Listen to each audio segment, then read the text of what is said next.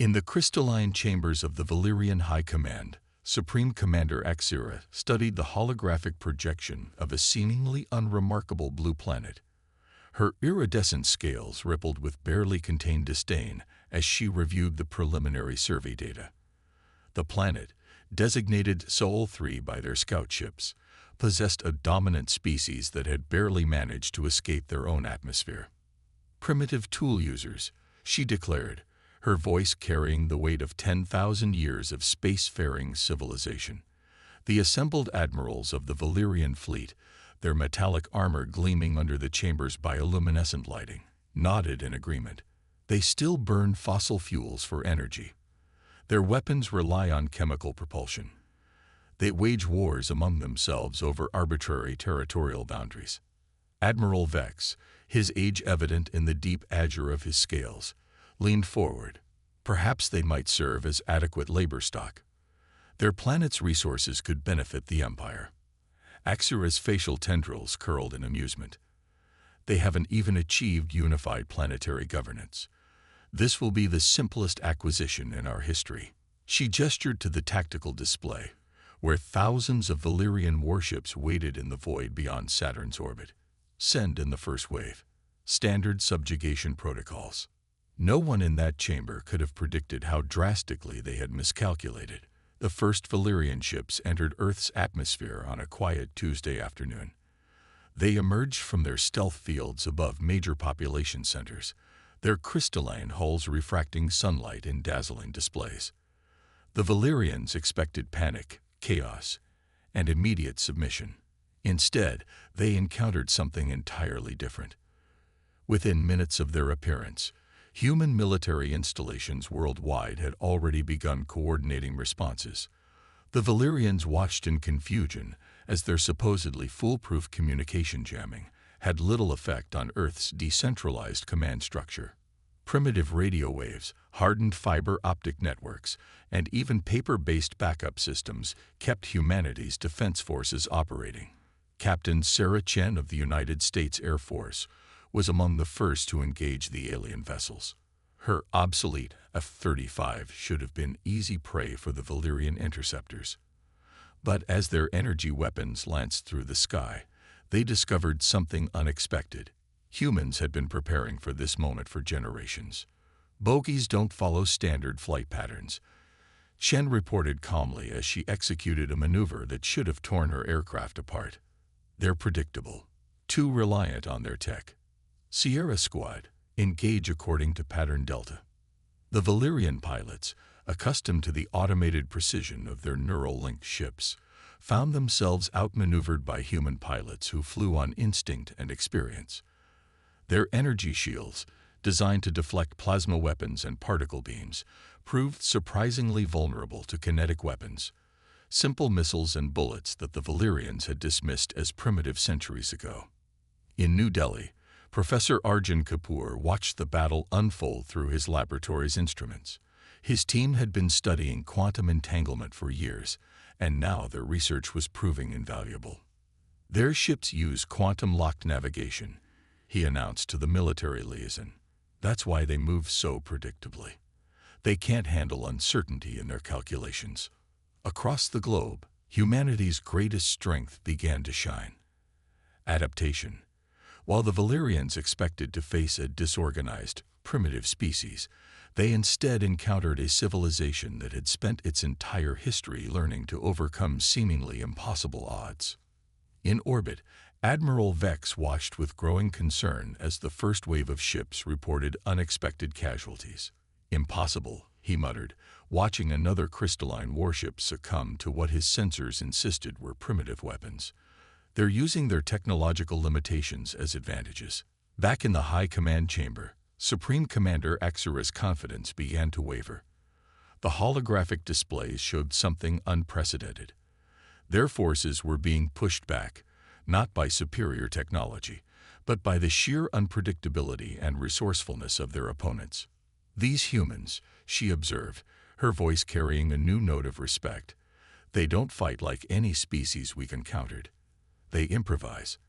They adapt. Every defeat seems to make them stronger. As the first day of the invasion drew to a close, the Valyrians had learned a costly lesson. Humanity's greatest weapon wasn't their technology or their military might. It was their relentless determination and ability to turn their very limitations into strengths. Admiral Vex, watching another squadron of ships retreat from Earth's atmosphere, voiced what many were beginning to realize. Perhaps we should have studied their history more carefully. Any species that survives and thrives despite countless natural disasters, wars, and challenges, perhaps they're not as primitive as we thought. The first wave of the Valyrian invasion had failed, but this was only the beginning. As night fell over Earth's battlefields, both sides prepared for what would come next. The Valyrians would learn that declaring humanity primitive was perhaps the greatest miscalculation in their empire's long history. The Valyrian Empire had never faced a defeat quite like this. In their war room aboard the flagship Eternal Dawn, Supreme Commander Axira's tendrils writhed with barely contained fury as she reviewed the casualties from their first assault. 37 crystalline warships lost to a pre-FTL civilization. The Emperor would demand answers. Launch the second wave, she commanded, her voice sharp as fractured crystal. Full combat protocols. No more testing their defenses. Show them what real warfare looks like. On Earth, humanity was preparing for the next phase. In an underground facility beneath the Rocky Mountains, military leaders from former adversary nations sat shoulder to shoulder, united against a common threat. General Miguel Santos of Brazil pulled up satellite imagery of the Valyrian fleet regrouping behind Mars. "They'll come back harder," he stated, his weathered face illuminated by holographic displays. "But now we know they can bleed." Dr. Emma Webster, lead researcher at DARPA, stepped forward. "Their technology isn't magic. It's just advanced physics. They rely heavily on quantum entanglement for their systems. Makes them incredibly efficient, but also predictable. And predictable means vulnerable." In orbit, the International Space Station had become humanity's first line of defense. Commander Lai Wei watched as his crew repurposed communication satellites into a makeshift early warning network. Their stealth tech doesn't account for good old-fashioned visual observation, he reported to ground control. They're so focused on hiding from advanced sensors, they forgot about telescopes. The second Valyrian assault began at dawn. This time, they came with overwhelming force, thousands of ships darkening skies worldwide. Their energy weapons carved glowing paths through clouds, while their gravity manipulators caused tsunamis along coastlines. They expected humanity to break. Instead, they encountered organized resistance, unlike anything in their military doctrine. In the streets of London, Royal Marines used simple smoke grenades to blind Valyrian ground forces whose sensors couldn't penetrate particulate matter. In the Australian outback, Aboriginal guides led special forces teams through terrain that confused alien mapping systems. Off the coast of Japan, fishing boats loaded with improvised explosives sailed into Valyrian landing zones, their simple engines invisible to advanced scanners calibrated for fusion drives. Professor Kapoor's quantum research team in New Delhi had made another breakthrough. Their ships are linked through quantum entanglement, he explained to military commanders worldwide. But entanglement is fragile. Hit them with enough random electromagnetic noise, and their whole network goes dark. Humanity's electronic warfare specialists took this knowledge and ran with it. Radio amateurs worldwide began broadcasting on all frequencies, creating a wall of signal noise that disrupted Valyrian communications. Teenagers with software-defined radios joined the effort, their chaotic transmissions adding to the confusion.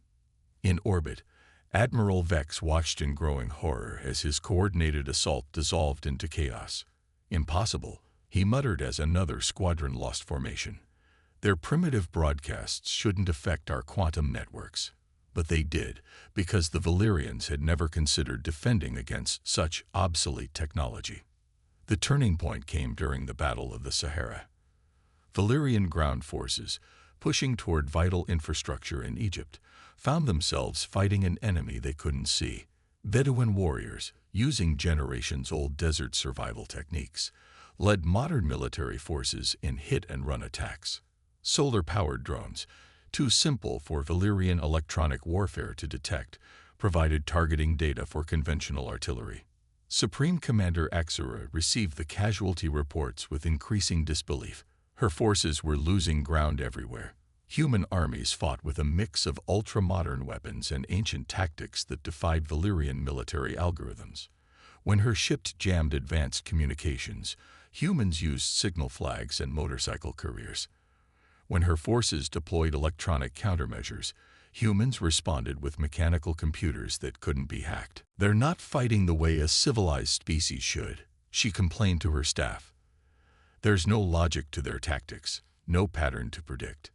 "That's because you still don't understand us," came a transmission from Earth, breaking through their supposedly unbreakable encryption.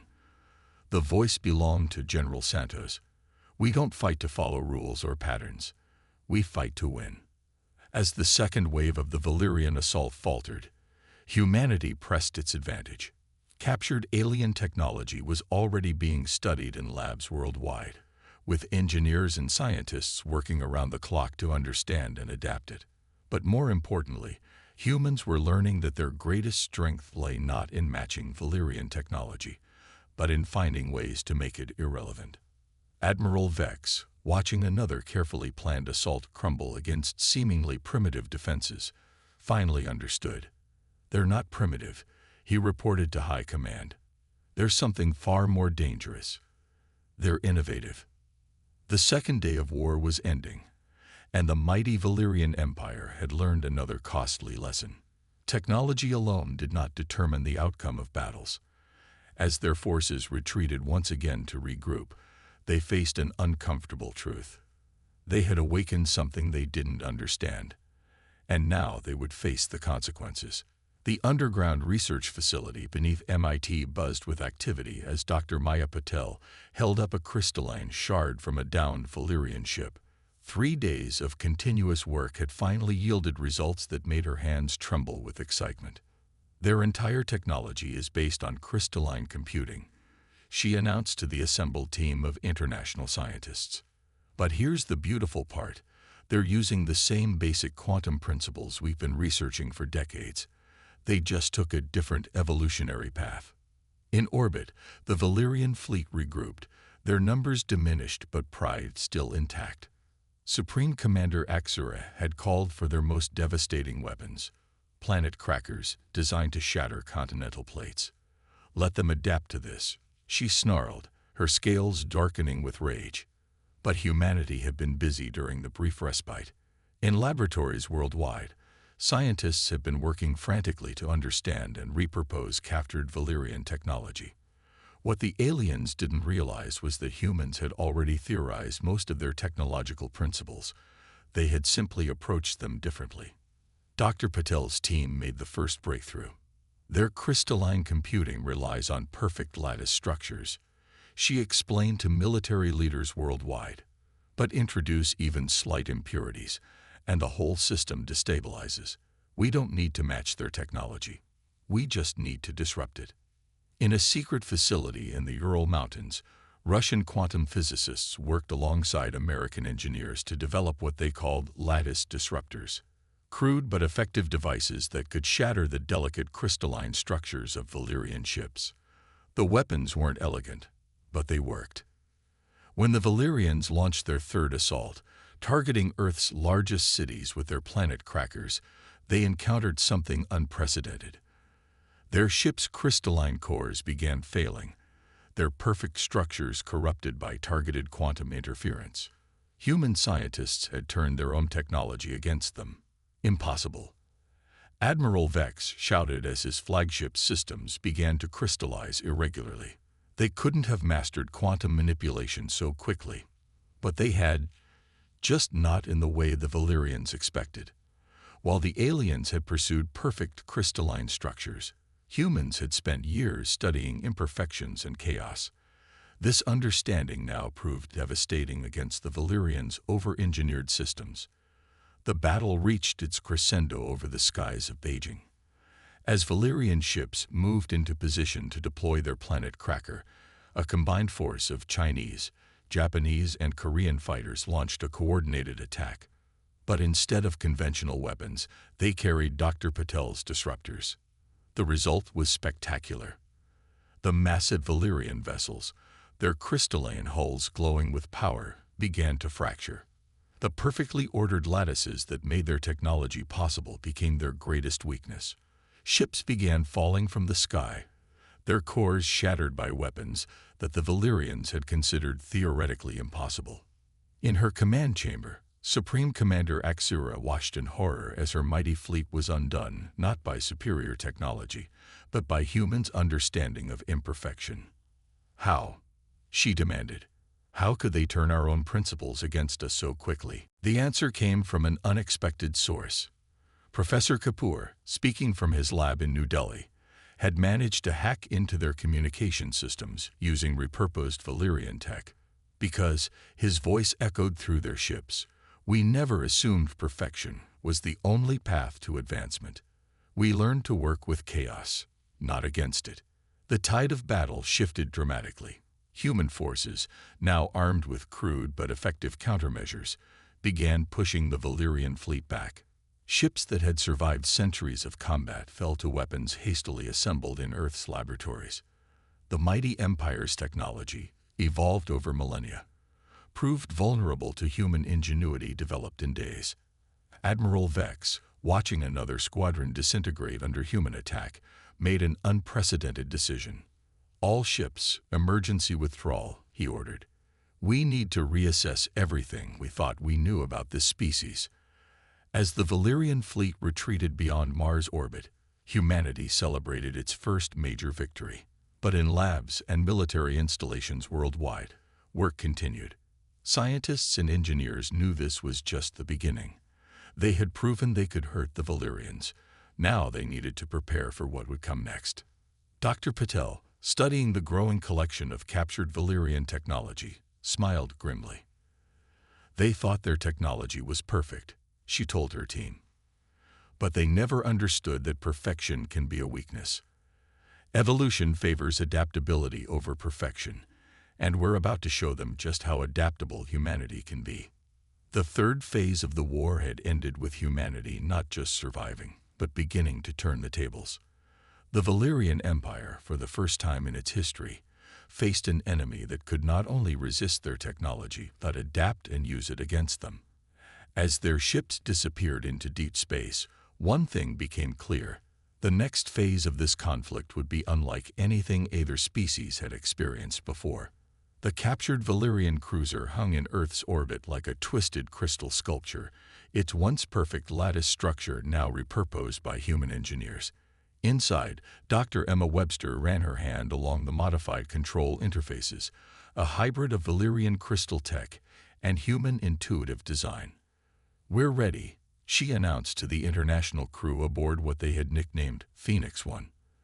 The ship represented humanity's first major step into interstellar warfare, but not in the way the Valyrians might have expected.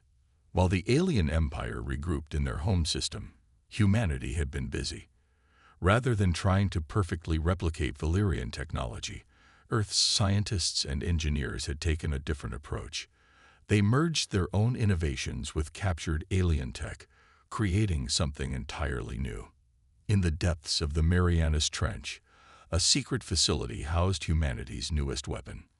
Dr. Petal stood before a massive screen, watching as her team tested what they called chaos drives, propulsion systems that deliberately utilized quantum uncertainty rather than fighting against it.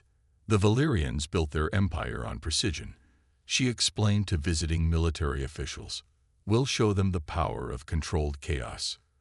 The counteroffensive began not with a massive fleet action, but with something the Valyrians never saw coming. Small, stealthy ships, hybrid vessels combining Earth and alien technology, slipped through the Empire's defense network. These ships, crewed by Earth's boldest pilots, carried a weapon more devastating than any planet cracker. Information. Commander Sarah Chen, now piloting one of these hybrid scouts, transmitted data back to Earth as her ship ghosted through Valyrian space.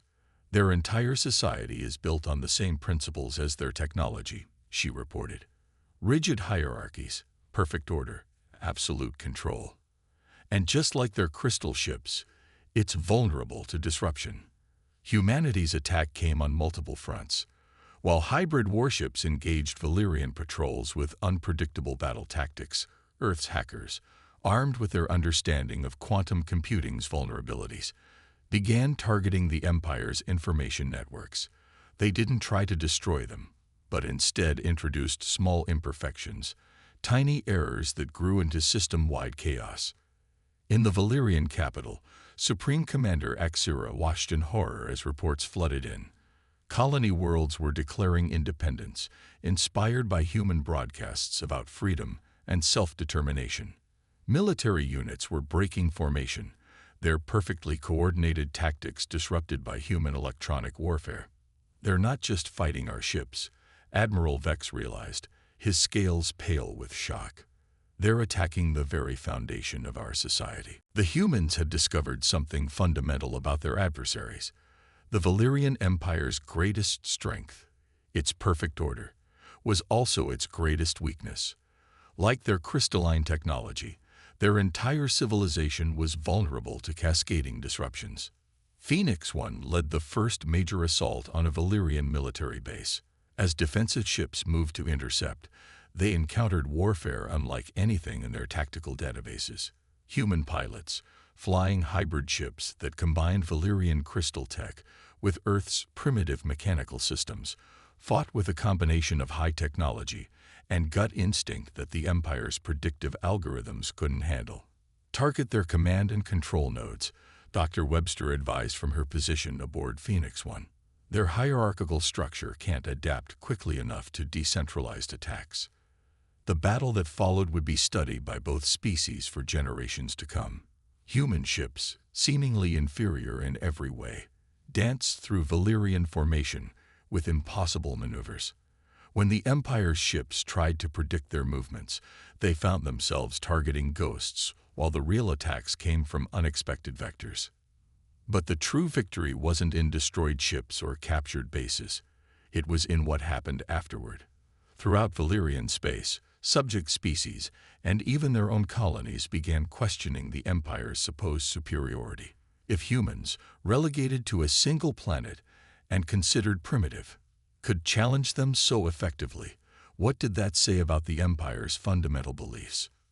Understanding quantum mechanics didn't make them superior. Dr. Pottle explained to a group of former Valyrian scientists who had defected to Earth. It just made them predictable. They stopped innovating, stopped adapting. They thought they'd reached perfection, and that was their biggest mistake. As the fourth phase of the war drew to a close, humanity had achieved something unprecedented. They hadn't just fought the Valyrian Empire to a standstill. They had shaken it to its very foundations. The perfect order that had sustained it for millennia was crumbling, not through brute force, but through the introduction of ideas that challenged its most basic assumptions. Admiral Vex, watching another battle group fail to contain the human advance, finally understood the full scope of their miscalculation. We thought we were superior because we had mastered the universe's laws, he told his staff. But they've shown us that true mastery comes from understanding when to break those very laws. The stage was set for the final confrontation, but as both sides prepared for what was to come, it was becoming clear that this war would end very differently than either species had initially imagined. The crystalline spires of Valyria Prime glittered beneath its twin suns as Phoenix One led the combined Earth Rebel Valyrian fleet toward the Empire's heart. After months of conflict, the final confrontation would take place where it all began, in the chambers of the High Command. Dr. Emma Webster stood on the bridge alongside Commander Chen, watching as their hybrid fleet took up positions around the capital world. The ships were a visual representation of how far both species had come. Valyrian crystal technology merged with human innovation, creating vessels that were neither purely alien nor purely Earth-made. "They're hailing us," Chen announced, her hand hovering over the communications array. On the main screen, Supreme Commander Axira's image appeared, but she looked different. The proud, dismissive leader who had once sneered at primitive humans was gone. In her place was someone who had learned the hardest lesson of her long life. "We request a meeting," Axura said, her voice carrying none of its former imperial arrogance. "Not as conquerors or conquered, but as equals. Perhaps it's time we learned from each other." In the grand chamber of the Valyrian High Command, representatives from both species gathered. Admiral Vex, now leading the reformed faction of the Valyrian military, stood beside Dr. Patel. They had spent weeks working together, combining their understanding of crystal technology with human adaptive thinking. "We were wrong." Axura addressed the assembled delegates, her scales shifting in patterns that denoted deep emotional truth. "We thought perfection was the ultimate goal of evolution. We spent millennia refining our technology, our society, our very beings to achieve perfect order. But you showed us something we had forgotten." Dr. Webster stepped forward, her voice clear in the hushed chamber. "That true strength lies not in perfection, but in adaptation. In the ability to embrace chaos and learn from it." The evidence was undeniable. While the Valyrian Empire had stagnated in its pursuit of perfection, humanity had continued to evolve, to adapt, to find new solutions to old problems. Their primitive approach had proven more robust, more flexible, and ultimately more successful than the Empire's rigid perfection. "Your species fascinated me from the beginning," Admiral Vex admitted, addressing the human delegates. "You faced limitations we had overcome millennia ago, yet you turned those very limitations into advantages. You showed us that there are countless paths to advancement, not just the one we had chosen." Dr. Patel presented their findings to the assembled leaders. The hybrid technology they had developed together proved more efficient than pure Valyrian crystal tech. By incorporating human insights about imperfection and adaptation, they had created systems that were both more powerful and more resilient. "The universe isn't perfect," she explained. "It's chaotic, unpredictable, ever-changing. Life doesn't thrive by achieving perfection. It thrives by adapting to imperfection." The negotiations that followed would reshape both civilizations. The Valyrian Empire would be reformed, its rigid hierarchies replaced by more flexible structures inspired by Earth's diverse systems of governance. Human innovation would be combined with Valyrian technology, creating new possibilities neither species had imagined alone. But perhaps the most profound change was in how the Valyrians viewed themselves and their place in the cosmos. They had begun the conflict believing themselves superior, only to discover that true superiority lay not in achieving perfection, but in never stopping the journey toward improvement. Commander Chen and Admiral Vex would later co-author a text that became required reading for both species, "The Strength in Imperfection: Lessons from the Earth-Valyrian War." In it, they wrote, "The greatest victory was not when we learned to fight each other, but when we learned to learn from each other." As the formal peace accords were signed, Dr. Webster stood at a window overlooking the capital city. The crystalline spires now housed research centers where humans and Valyrians worked together, combining the best aspects of both civilizations. Ships of hybrid design patrolled the skies, their crews representing both species. "We came so close to destroying each other," Axura said, joining her at the window. "All because we couldn't see that different paths of evolution didn't make either of us superior or inferior, just different. That's humanity's greatest strength," Dr. Webster replied. "Not our technology, not our warfare, but our ability to learn, to change, to find strength in our differences." As the twin suns set over Valyria Prime, casting rainbow refractions through the crystal cities, both species looked toward a future neither had imagined at the start of the conflict. They had begun as enemies, driven by pride and fear. They ended as partners, their differences becoming the foundation of something greater than either could have achieved alone. The war that started because one species thought the other primitive had ended by proving that true civilization isn't measured by technological advancement, but by the wisdom to learn from those we once thought beneath us. In the end, both humanity and the Valyrians had evolved, not toward perfect order, but toward perfect understanding.